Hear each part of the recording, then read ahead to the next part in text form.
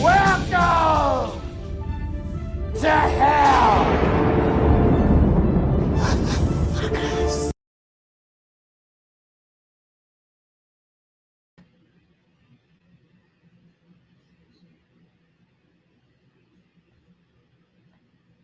What's up, motherfuckers? Let me try to figure this stuff out here. There we go. Still getting the hang of this stuff, so bear with me. Bear with me. It'll come to me. I got a fucking big thick head, so trying to figure all this stuff out. Also dealing with the YouTube shit. It's been pretty frustrating. I mean, you know, I appreciate YouTube, and it's a great tool to utilize to get what I want to do out there, but I don't know if it's their bots or algorithms, but man, behind the scenes, I've been going to war trying to figure out copyright stuff and what I can use and what I can't. Now, the last Demo Stacks episode that I didn't have the intro and the Death Metal Cult intro and the Welcome to Hell intro, because there was some copyright issues, and I was furious. I was like, motherfuckers, I made the Death Metal Cult intro. That's my music. That's my stuff that I made. We're talking music here. We're talking sounds. So that was a mistake, number one. Number two, the Bursting Out song by Venom is not copyrighted. It's under public domain and fair use and all that good stuff. Obviously, I've been using it in every video that I've done. And plus, it's not even the full song. It's a snippet of it, which makes it even more fair use, what I was told initially. And then they tried to say something about the Shogun Assassin footage, which was kind of reproduced by a friend of mine. And yada, yada, yada. Long story short, it was a bunch of bullshit. So that's why I had to take both the Death Metal Cult and the Welcome to Hell intros off the last video. Just go straight into it, which, whatever, it's not the end of the world. You know, it's my brand or whatever, so I want to have this stuff known out there. But whatever, everybody seemed to really like the Demo Stacks format. So it wasn't a big deal. You know what? I just wanted to get the video out there because the whole concept of the Demo Stacks is just to talk about the demos anyways. But then I started getting into some trouble with the songs too. So this episode's going to be a little bit different. I'm not going to play any of the music, because a couple of the bands on here, who knows what the copyright stuff is. And unfortunately with YouTube, the way it works is once you start uploading your footage, your video that you filmed or your audio, which I've done the radio shows too, which is all audio with some visual stuff, obviously. But at the very end, the last step is the copyright check. So after all this work that we all do to create these videos, and I have much respect for anybody that has a YouTube channel. Everybody knows how much work and how much of a pain in the ass it could be. It's fun and it's great. We get to connect with cool motherfuckers like you that are watching dipshits like me, you know, talk about old death metal demos that only certain people care about. But it's a lot of work, you know, and a lot of time, blood, sweat, and tears go behind it. And then all of a sudden for them to say, oh, copyright and this and that. And some of the copyrights don't even exist. You know, I'm still battling to get one of my videos back up. They took it down, one of the radio shows, and it's a band that hardly anybody even knows about. Like I joked around with some buddies, like only dipshits like me know about this band or whatever. And there's like way more popular bands that you would think would have copyright issues on that playlist, but it wasn't an issue. So I have to figure that out. You know, a lot of us do get clever. I got some good advice from friends that have shows and what they do to kind of avoid the copyright issues, because it's real and it's getting worse, you know? So YouTube's trying to really, I don't know, you know, a lot of the bands like Creator and Sodom and whatnot that I have played before, those labels over in Europe are pretty sharp with stuff. They basically say you can use it for free. You can use these songs, but when you become monetized, you start making money, you got to pay us. I don't know why United States labels don't do that. Because all the copyright issues that I've had, well, not all of them, but most of them have been issues like that. I did have a European label that just absolutely refused to allow me to use any of this band's catalog for anything. And I had to find a live track that somebody recorded back in like 1990 or whatever on the band's first tour. I'm not naming names of the bands right now. I don't want to start a shitstorm. I just basically kind of cleared because YouTube put a strike on this channel, and it's like, I got this small ass channel with a little bit over 100 followers right now. And I'm trying to grow it and whatever, but it's so tiny compared to even some of my friends that have thousands of followers. I'm nowhere near that right now. And I just don't understand why they're hammering me with this bullshit, but it is what it is. And I think it's bots and algorithms for the most part. I don't even think it's human beings that's seeing this stuff or whatever. And a lot of it has been mistakes, and you have to appeal. And then if you keep appealing, it's almost like, you're going to a trial or something, okay, well, if you plead guilty, you don't go to trial, we'll give you a deal and a plea deal or something. And if you waste the court's time, they're going to fucking throw you in prison for 10 years instead of the 60-day sentence you could have got if you made the plea deal. But if you're not guilty, and it's a stupid situation, why would you ever plead guilty? Why would you ever admit, no, okay. So I don't know. I'm a fucking stubborn asshole. It's the Irish blood. I got the temper too. So that shit pisses me off. So I'm Mike Abominator, and that's my fucking TED Talk. All right. Anyways, unfortunately, let me know in the comments what you think about this format. I mean, it's almost like a gamble to play music. I'm still going to do those radio shows. I have to be really careful. I have to set aside a lot of time. I had a lot going on this weekend. I didn't have time to make a playlist for a radio show, but I wanted to do some content, and I'm going to do a little bit different with the demo stacks. I'm not going to play any of the songs. I'm just going to talk about the demos. So we'll see how that goes, see what y'all think about it. Let me know in the comments. I know that I did a social media post or two about what was going on. And a lot of people that watch this channel and watch these shows said, hey, man, it's about the stories and the tapes themselves, the connection, and just talk about the demos.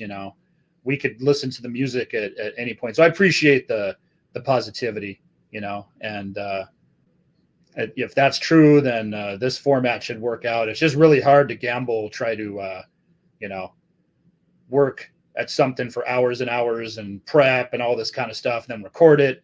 And then at the very end, at the end of the process, when YouTube is going through everything at the very, very end, you're like 95% done. All of a sudden, nope, can't use this, can't use that, da-da-da. And like I said, I knew it was bullshit.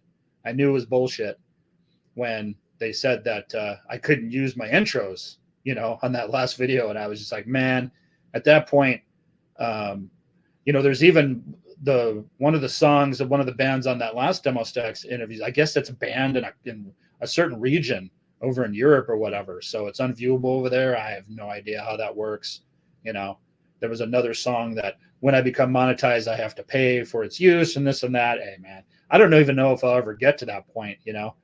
It's really hard to grow the channel when you're doing it part-time or whatever. And I don't really care about all that stuff. It's a bonus if it spreads out there and people really get into it. But I just appreciate you diehards that are tuning in and supporting or whatnot. And of course, my friends and the death metal cult and the fans or whatnot, I really appreciate you. So we're going to get started with the demos, and it's kind of connected to the first two demos back in '88 when I really started getting into tape trading in the death metal underground.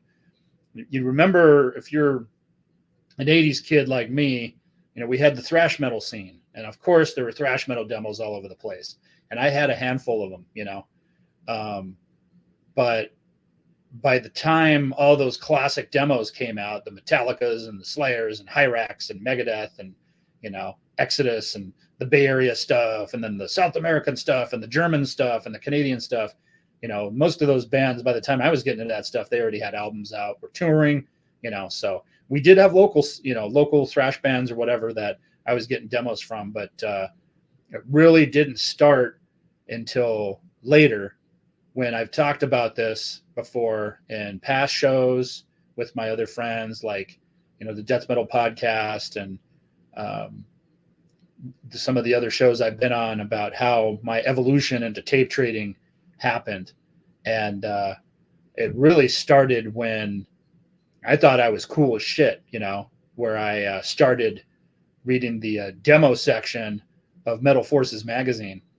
And towards the back of that magazine, they had demos, reviews, you know, so bands would send their demos in, you get reviews and whatnot. So that's when I started really, oh, okay, yeah. And then I had a really good job over at City Park, and in high school it was called the JTPA, the junior whatever, in the county I was living in. And you know, you could work at 14 or 15 or something like that. You can start working part-time. So I worked after school in the park, and it was like, you know, $4.25 an hour or whatever, $5 an hour, if that. I think that was the minimum wage back then. That's what they were paying us, but it didn't matter. You know, I wasn't paying any bills really. Didn't have a car at the time. So, you know, 5 days a week after school, you know, work until 8 or 9 o'clock or whatever. It was really good money. You know, it was like 3:30 till 9 or something like that. So 5 days a week. Sometimes I'd work weekends too, do some extra work. Started really learning the ropes over there at the park. And I had money to start buying demos, you know, so I started writing to bands and whatnot. But then we had an older friend that me and my buddies met. His name was Victor. He's from Cuernavaca, Mexico. And he was just a hardcore underground dude, man. You know, he looked like a biker, had the bandana. His nickname was Bachas. And so, hey, what's up, Bachas? Victor was older dude, mustache, beard, you know, kind of yoked out, you know, bigger dude or whatever, real mellow, real quiet, but really into the underground. He had everything, you know, all the Conjumalo bands from South America, the brutal Canadian stuff, all that thrash. And little by little, he started showing us death metal demos, Death, Massacre, Executioner, you know, Possessed, and Genocide and Slaughter. And then some of the UK bands, you know, Napalm Death. And then he was showing us stuff like Fear of God and Agothocles and stuff like that. What the fuck? What is this stuff, you know? So one of the first demos that he actually turned us on to was Nihilist, Only Shreds Remain. And this is my copy from him. So I didn't get this from the band. I actually got this from Victor. He was nice enough to let me and my friends borrow this. We swore on a blood oath that we would bring it back to him, because this was his copy from Nikkei Anderson. He used to write to Nikkei. So this demo pretty much started it all for me, and as far as the death metal underground back in, like, you know, 1988, and started my path towards, you know, writing to bands and starting to collect demos and tape trade or whatnot. So I was able to, you know, we would record. We had the dual deck tape, you know, player, but the right section had the record. So you put this in on the left and dub the side, and then you go to Kinko's or whatever mom and pop copy shop were around the area at the time. I don't even remember if Kinko's had started in 88. I think it did, but whatever. There was a lot of copy places around, and then you just copy the cover, you know, and then there you go. And then you'd cut it and put it into the cassette, and you're good to go. So yeah, this classic, Only Shreds Remain.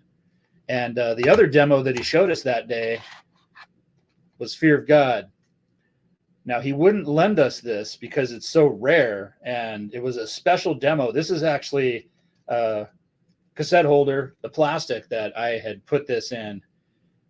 But originally it came in a bag, like a little Ziploc bag with a fold-out, like, little mini poster with the lyric sheet, had a sticker, I think, like a paper sticker, you know, it was like a crusty grindcore layout or whatever. There was a few things in the bag. It was really unique. And it was just weird having this tape and a J card, you know, cover in a bag with a sticker and a little mini poster with their crazy cross logo and all that. But yeah, the brutal Fear of God. So He didn't lend us this, but he gave us the address to write to the band. And I don't know if it was Eric or Dave, the bass player. I think I started writing to Dave. I don't think I ever got a response from Eric. And then at that point, because back then you write to bands, if you didn't hear back from them after a few months, it was like, oh, I guess, they're not writing back or whatever. But you had to wait a long while. And yeah, I did. I started writing to Dave, the bass player. His address, I don't know how the hell I got it, if it's in here or whatever. But so what ended up happening is we just randomly walked into Wild Rags Records one day, and Richard had this package there, and he was just like, oh, this is fucking insane. If you like Napalm Death, it's even heavier and faster than that. The vocalist just sounds like a beast. Sounds like a fucking pissed off bear or something, So yeah, these are put my head in the middle there. Woo. So these are the two that got me going, and got lucky. So I got the Nihilist tape traded copy, and then I went and bought the Fear of God at Wild Rags. The Nihilist was interesting because shortly after that, the band broke up. We heard the bad news, and it was devastating because, after hearing this demo, Nihilist was my favorite band. So it was a bummer, man, and it was just a real bummer. But prior to that, I think that happened the following year. Prior to that, I wrote to Nick Kay, and I got the Drowned demo before they had broken up. And so got in contact with him. I even started writing to LG from what I remember too. So I was writing to, sometimes you just wrote to both people on the layout. If there was two addresses, you write to, I think Nick Kay was the main guy, but I know LG was there somewhere because me and a couple of my buddies wrote him because he was the fucking singer, man. He had the brutal voice. But yeah, just real quick, the Drowned demo, awesome. And then they broke up after that. And by the time, Drowned was out or whatever, Nihilist broke up, I was still pretty deep in the I was definitely deep in the underground at that time. But so after the Drowned demo, they had broken up, and it was devastating. And then I happened to go into Wild Rags one time just to go check stuff out. And Richard had said, well, they're coming back as Entombed. It's pretty much the same band. They just changed their name. One of the guys is gone, which ended up being Johnny. He went on to form Unleashed. But then Entombed was a continuation, and then the But Life Goes On demo was coming out at that point. And I forget if I have the But Life Goes On demo. I've talked about that before. I'll probably throw that on another show at some point. But I just wanted to focus on the Nihilist stuff real quick because the Only Shreds Remain and the Fear of God is what got me going. Kind of ties in the first demo stack band that I want to talk about. And then, of course, the Drowned demo. So there was that, and obviously, the Entombed history, and we'll go over that for another time. But that ties into the first band that we're going to talk about, which is Apparition from New York. I'm trying to get the glare off of there. Maybe I'll start taking the covers out or something. But yeah, this is the Human Fear demo, and for those unfamiliar, there's the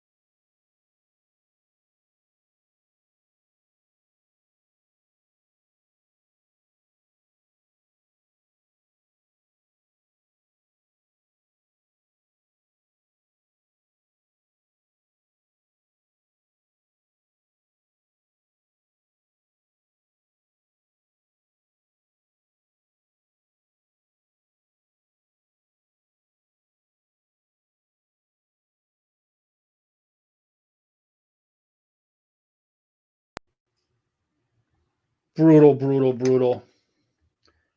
Nice transition. You know, I always thought that it was mid to late 80s death metal, if that makes sense. It's kind of like, you know, the transition from like brutal thrash to death metals, where it's kind of like Frost, Hellhammer, Slayer, you know, moving into that death territory.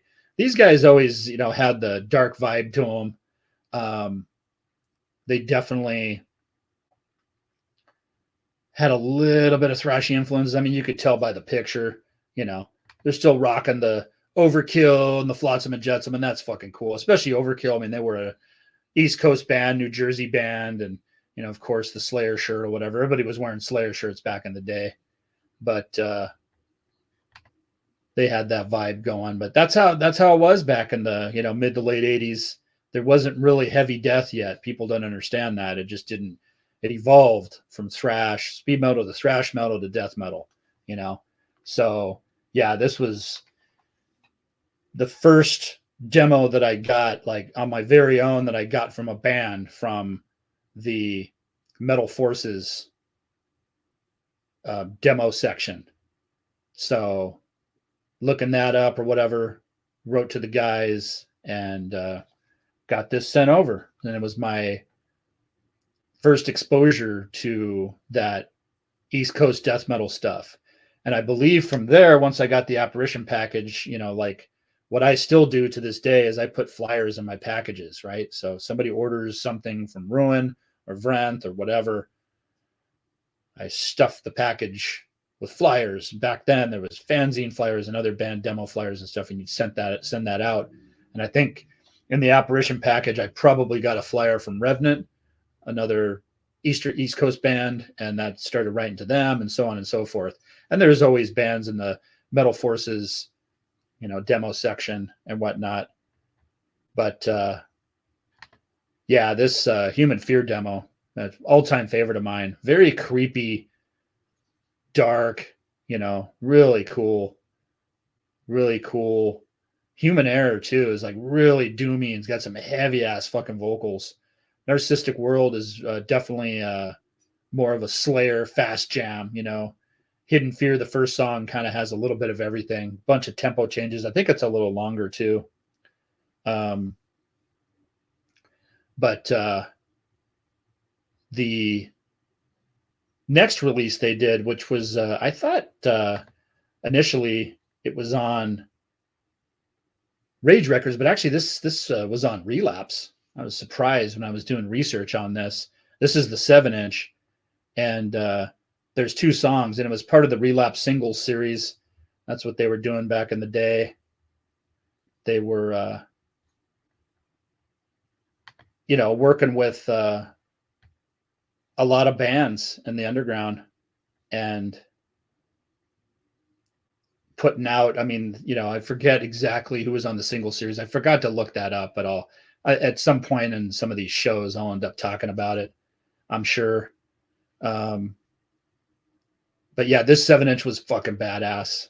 I know the cover's a little weird, you know, it's kind of creepy, kind of supposed to have like a ghosty vibe or whatever. And I remember people ragging on it too, like, their imagery is really not that brutal. Some of the other bands are using just crazy ass artwork and stuff, you know, especially a couple of the demos I'm going to talk about here shortly. But I don't know. I thought it was always part of Apparition's vibe or whatever, you know, just kind of creepy.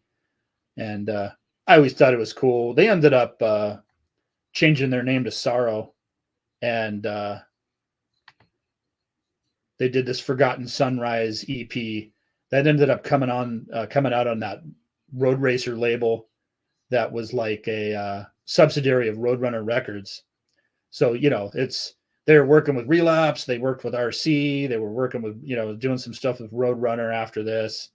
You know, Sorrow was basically a continuation of Apparition. I'm not really sure why they changed the name, but I like this Forgotten Sunrise EP. After that, they actually worked with Roadrunner and did this Hatred and Disgust album, which was also cool too. Good stuff. Definitely good stuff. And let's see, at some point looking up their history. Wasn't sure what was going on with them. I think they're back together now, apparently, according to some of the online stuff. Dave Rotten put this out. I think it's one of those 10-inch series that he's doing. He's putting out a bunch of old demos. So this is the demo on with a new cover, and it's on vinyl, 10-inch vinyl or whatnot. I think he's doing a bunch of stuff, Deceased and some other stuff that I saw that he's putting out. Pretty cool. So if you want to look that up or whatever. And I don't know what the deal is with this. Apparently this is a new Sorrow album. I just kind of saw this online or whatever, so you could look that up. I mean, you can go on Metal Archives or whatever and look up what's going on with them. And the artwork looks pretty badass. You know, I'm sure it pretty much sounds the same. I haven't really listened to it. I had the first song all lined up to play for a little break in the yapping, but again, I don't want to get in trouble with. I need to get some content going and try to figure out this copyright stuff out. I have a couple of friends that are giving me some advice on stuff to do as far as being able to maybe put some disclaimers on there. Apparently, see, I know it might be a little bit different. Some of my friends that are telling me that you can just put disclaimers like, I don't own this, it's public domain. I'm not really sure about that. I think YouTube got really strict with what they got going on now. So as far as I can tell, if the algorithms that they have currently see that you're using stuff, then you're kind of screwed. There's no way about it. No matter what you type, like, oh, this isn't my property, I'm allowed to use it, it is what it is. So just going to be looking more into that, seeing what I'm allowed to get away with as far as playing songs. Maybe I can get away with playing some snippets, but I didn't want to worry about that today and try to chance it because I'm pretty over dealing with YouTube at this point with some of this stuff. So I'm just going to try to, keep the shows flowing, the content flowing, and take it from there. And hopefully everything works out, and we keep the content going, and you guys are digging it. So that's pretty much all that matters. So yeah, Apparition, Human Fear, all-time classic. Look it up. There's links on YouTube. That's what's funny too. Some of even if stuff's already on YouTube by whatever site or whatever, they were able to get away with it apparently, because there's stuff that they're telling me that YouTube's telling me is copyrighted that other people have already posted. Some of these other people have thousands of followers though, so I don't know if that's what it is. Why you got to fuck with the little guys, YouTube, huh? It's not cool.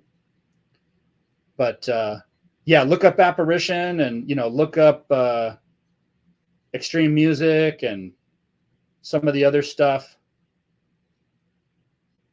for some of the Apparition and Sorrow stuff.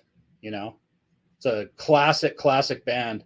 Like I said, it's one of the first bands that I ended up writing to and getting demos from. Actually, it is the first band. It's the very first band that I got on my own without trading with friends or anything like that, or getting a bootleg or whatever. So it worked out. And like I said, if memory serves me correctly, it started my connection to the East Coast death metal underground, which obviously we know that New York and Philly and Pennsylvania and Maryland and some of these places really had some amazing bands that we all know and love now. So really cool to get in contact with people from all over the world, but especially in that Eastern Seaboard and New York, the New York death metal stuff is just classic. Apparition is definitely one of the all-timers, and definitely one of my favorite all-time demos, and I got a special place in my dark heart for it. So there we go. All right, we're going to move on to another early Eastern Seaboard band that I got into. Here they are right now. Ex Mortis.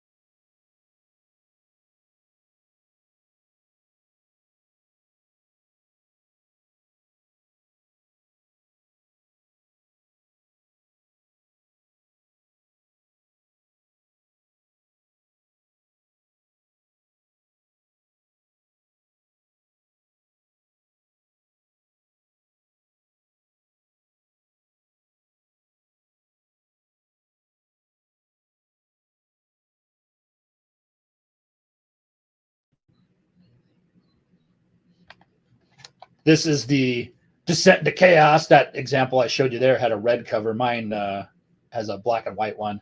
This is actually from the band, though. So the second demo, Immortality's End, oh, I got it upside down. Immortality's End, that has red, and that's from Brian, too. So I started writing to Brian Working. What's up, Brian? I think I'm connected with him online. Don't talk to him a whole hell of a lot. He's down in Florida now. But, yeah, so like I said, Ex Mortis is from Maryland. And, yeah, so Descent to Chaos is the first demo, 3 songs. Sorry, I'm trying to get the glare off. So I keep moving it around. Hopefully I don't bash myself in the head. 3 songs. It's like I said, it's got the cool Drew artwork. In 89, that was 88. In 89, they did the Immortality's End. And it's an epic. It's got 4 songs with an intro and an outro. So it's got like 6 songs. So, yeah, that was cool. There's that one. Cool shit. Immortality's End.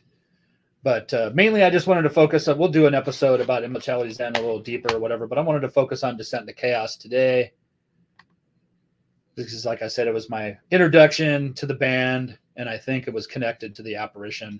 So this episode is kind of all connected to my early days getting into tape trading and demos.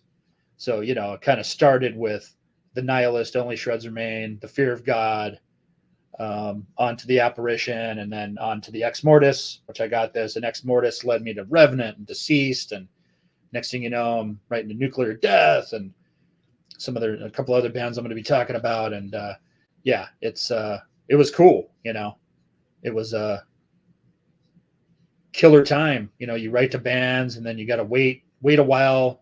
You know, if it was the United States, it would be a few weeks. You get your demo back, hopefully, if they're really good about sending it. Obviously, shit happens. Sometimes it'd be a while. On the East Coast, it would usually be 2 to 3 weeks, depending on how fast they were. If you're writing to Europe or Japan or Australia, it would be maybe a couple months sometimes, especially like Sweden, Finland, Japan, Australia. That would take a while. Canada, Mexico, it was usually pretty quick. It'd be about a month, though. Sometimes on average, it would be about a month to get something, even from a band in the United States, just depending on you know, what they had in stock, what was going on with them, how good they were about responding or whatever. But yeah, Descent into Chaos is definitely one of my all-time favorite demos. And so yeah, this was 88 early on. I was a young buck getting these, and classic. Wrote to Brian. I even had an Ex Mortis shirt, got an Ex Mortis shirt from him. That's long gone. I wouldn't fit it anyways. too fat now. That was a long, skinny time ago. And then Immortality's End was the next one that I mentioned. And we'll talk a little bit about their history. They next thing they did was the Fade from Reality 7-inch on Rage Records. That's my guy Ed Farsty and I believe Joe Pupo.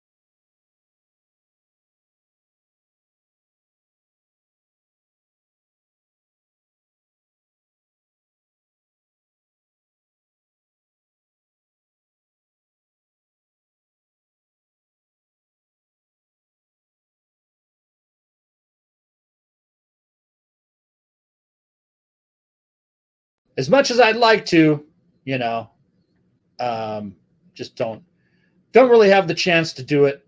So, but Ex Mortis is definitely one of my favorite bands of that era. Got the two main classic fucking demos. See if I can get that glare off. There we go. The red doesn't help either. Descent into Chaos. Woo! Immortality's End. Classic, classic, classic. So look them up. You'll love it. Great band. And we're going to move on now. So let me grab the next demo. So we're going to grab Fatal now. Detroit, Michigan's finest.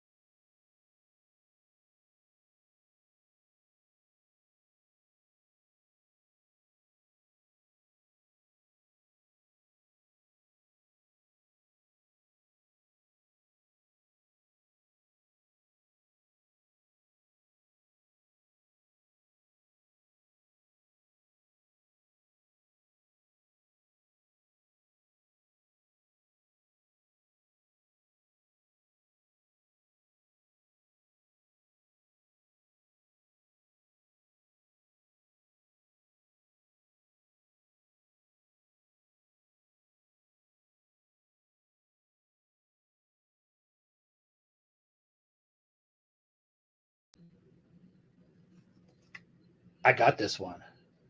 Now we're going to mainly focus on Soul Burns, the next demo, but wanted to talk about this, a little bit of this real quick. So this is the self-titled demo. It's fucking brutal. And this one they put out in the summer of '88. It's got 5 songs. Fucking classic. Classic stuff. And then '89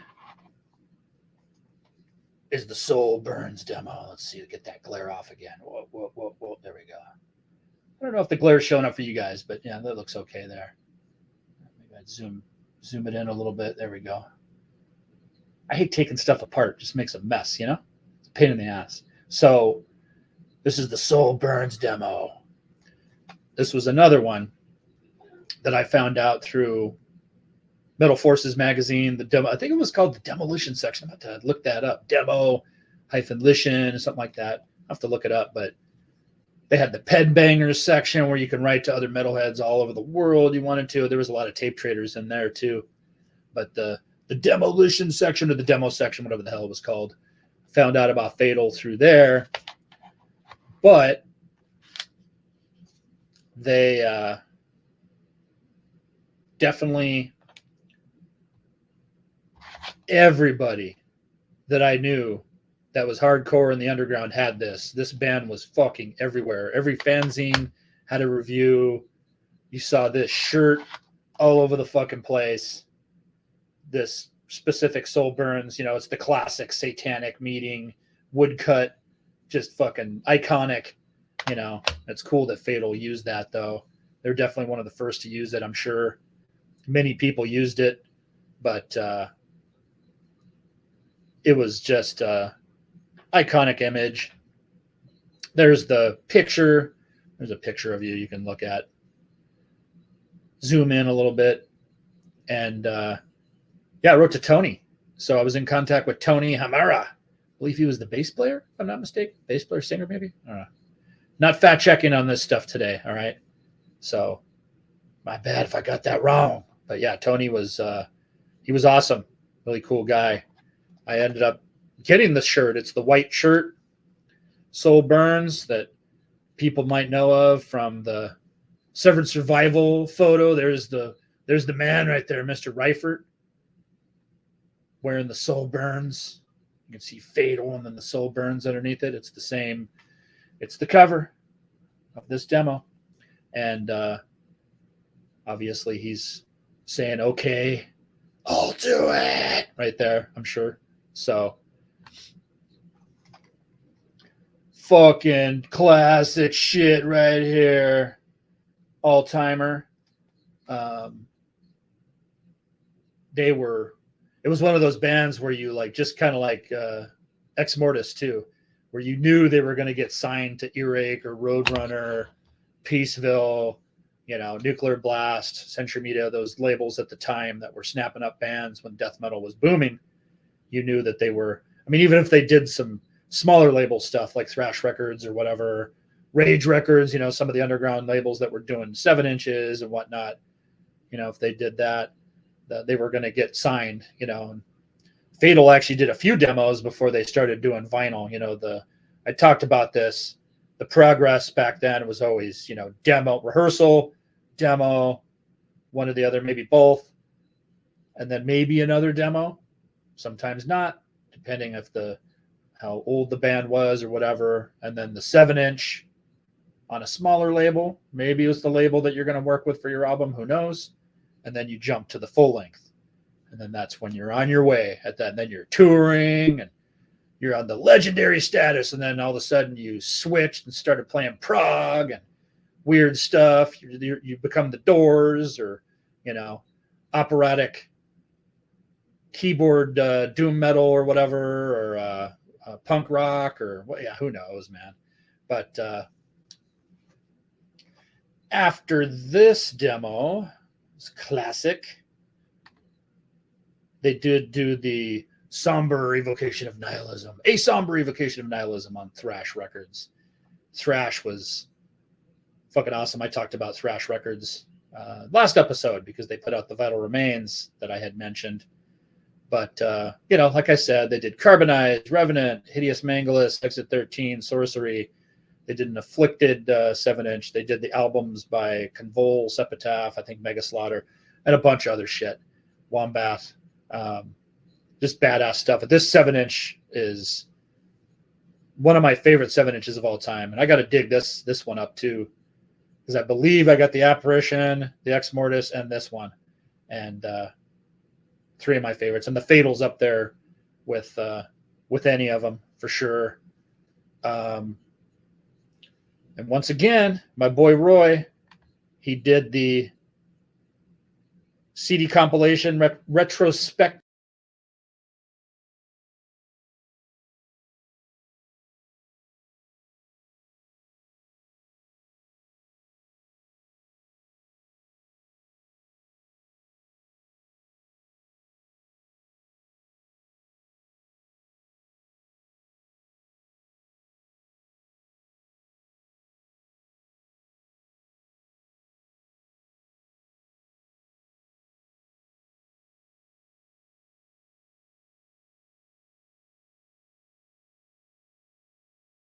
It breaks, you know, but my car's still going. Got the CD player, so I got the Fatal fucking retrospective from hell in there, and that was awesome. It was really cool to have everything on one disc and just enjoy it. Later, they were lucky enough to work with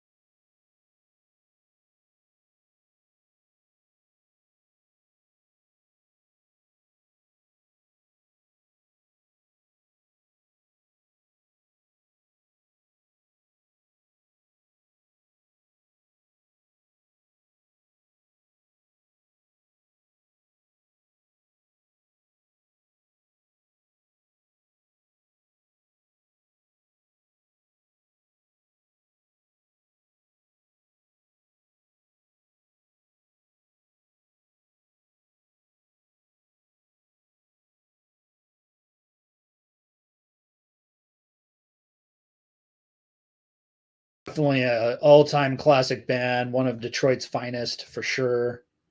And I definitely appreciate them.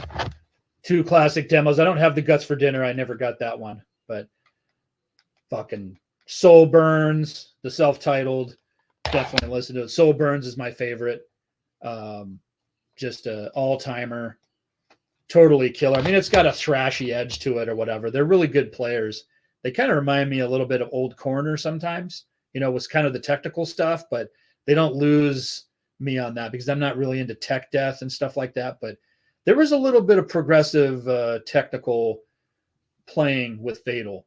These guys fucking knew to play. They were a power trio for sure, man. Guitarist, bassist, drummer. They had that Rush thing going, man. Really powerful, really good at their instruments. But they knew how to write catchy riffs, heavy shit, great vocals, great performance, a lot of energy and conviction behind it, so, and much like Roy, it's got Roy's stamp on it. If I'm covering it, it's fucking classic because I don't fucking cover garbage on this channel either. So just remember that and you're good. So go check out Fatal, one of the all-time classics and definitely one of my favorites of my collection, and that continued my journey in discovering death metal demos back in 88, 89, and got me going on all this stuff. So let's move on, shall we? All right, you sickos.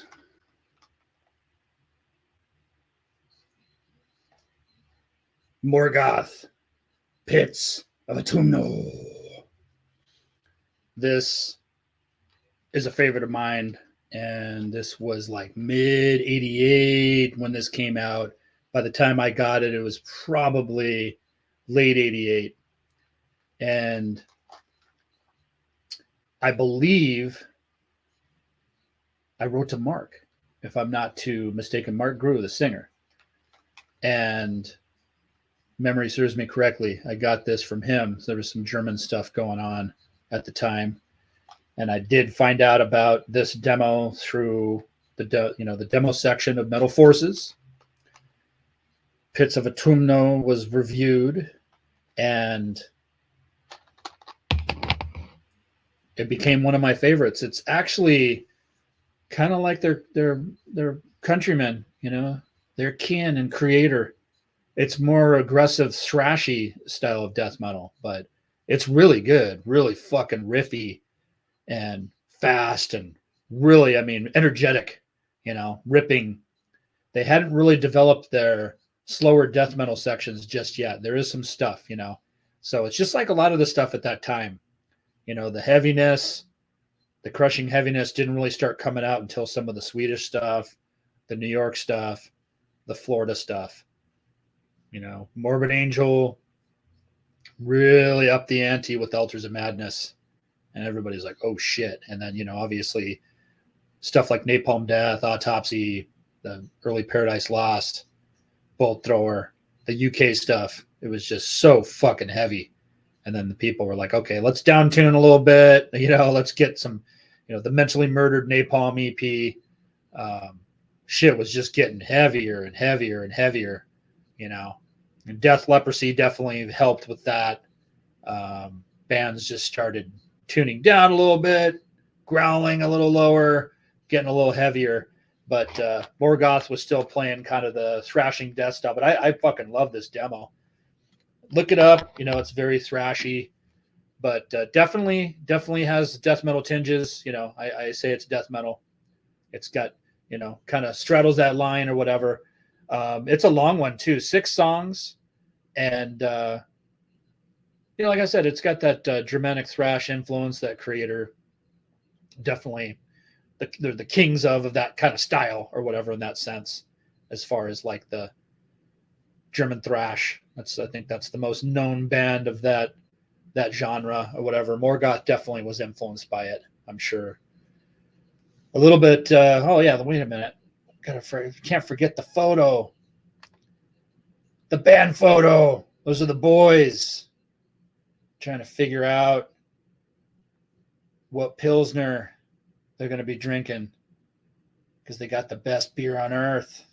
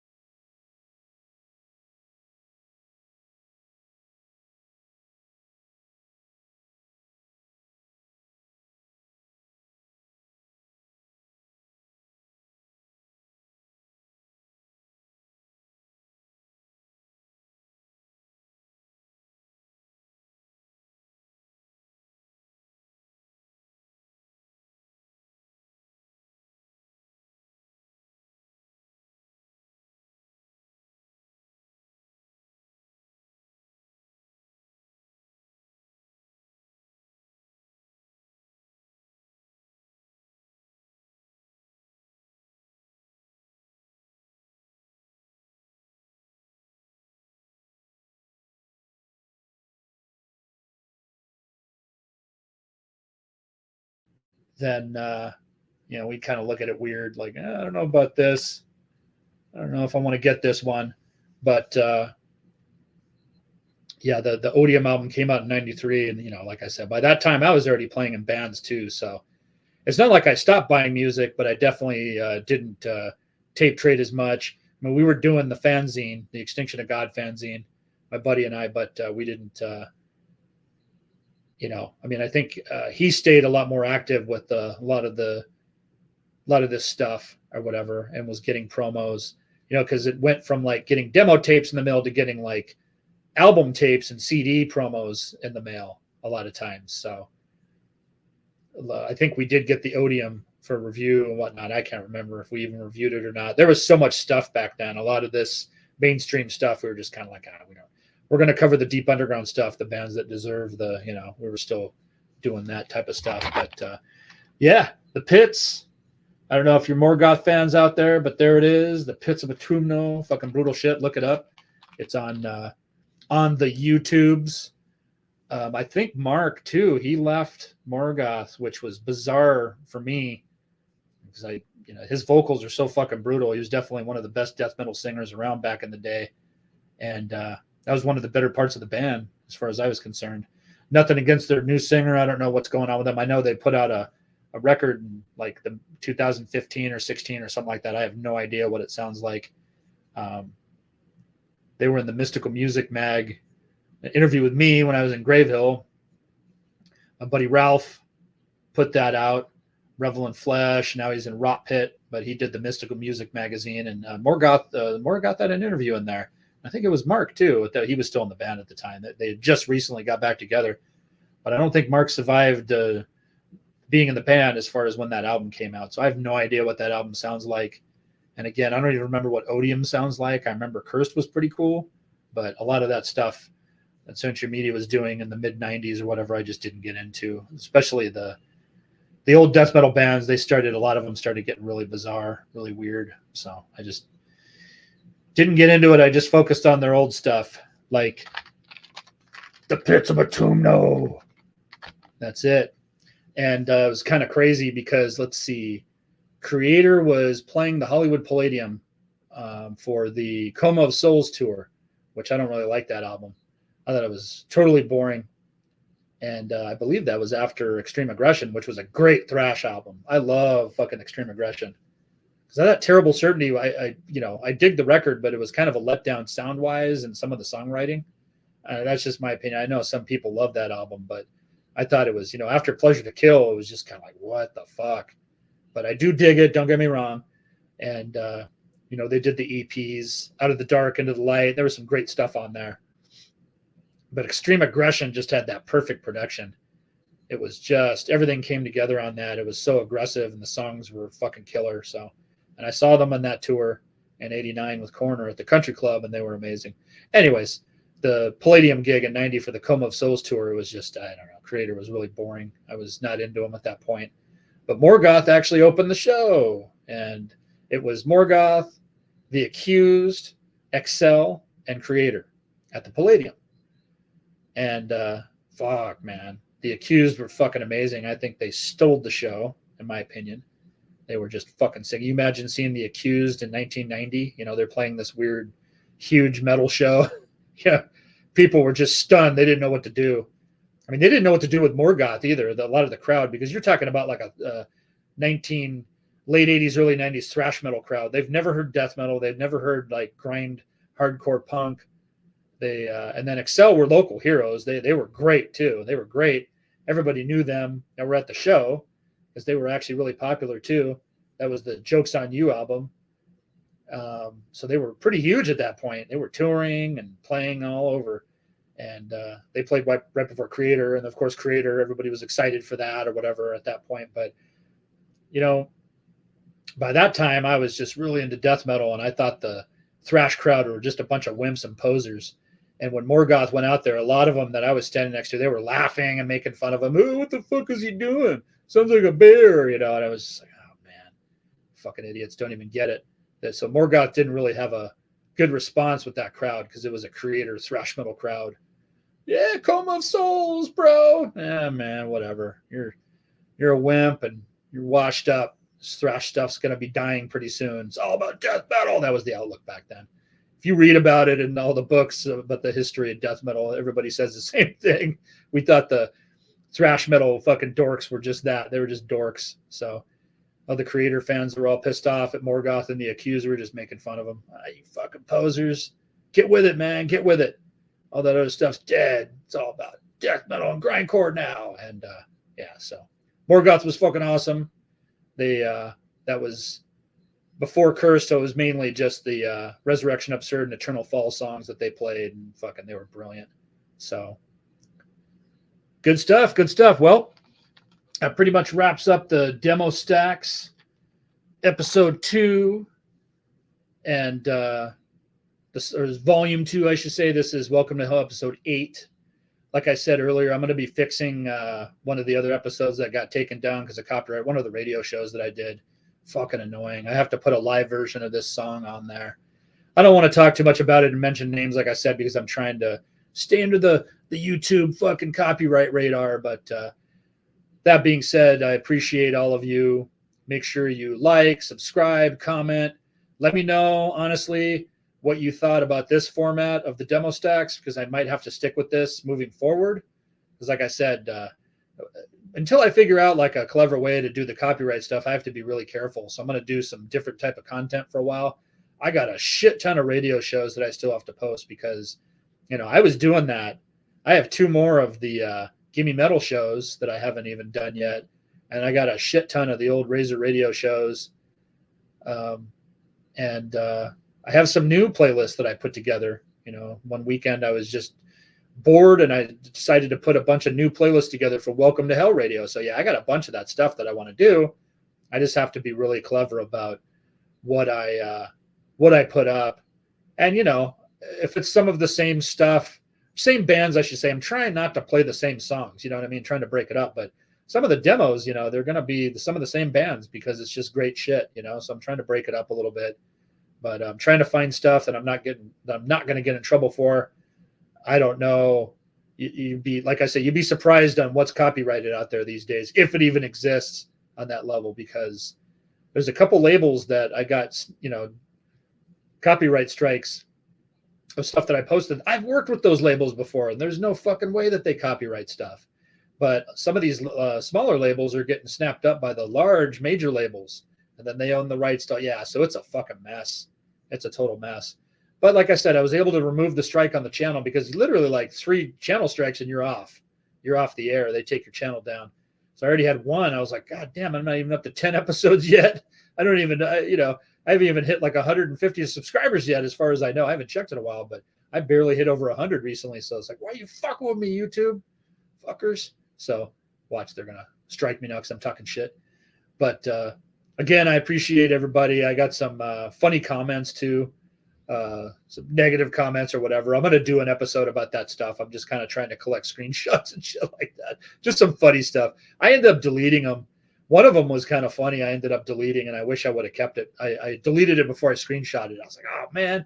And I don't even know if that profile is even real, or that person, maybe they deleted their profile once they found out, what I was all about. I don't know, but I'll end up talking about it at some point or whatever.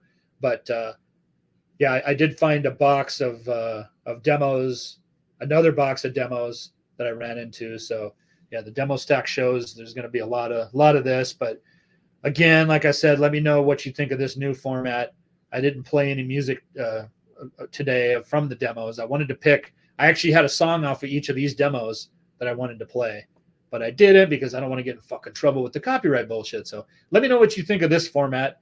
If this works for you, if you enjoy me talking about this shit, that's what had been mentioned. So let me know what you think down in the comments, or message me if you know me or whatever, and let me know what's up. Until next time, episode 9 will be up soon, hopefully. Until then, have a good one, and have a better one tomorrow, you crazy motherfuckers. Who loves you, baby? Me. That's who. All right. Take care, sickos. We'll see you soon.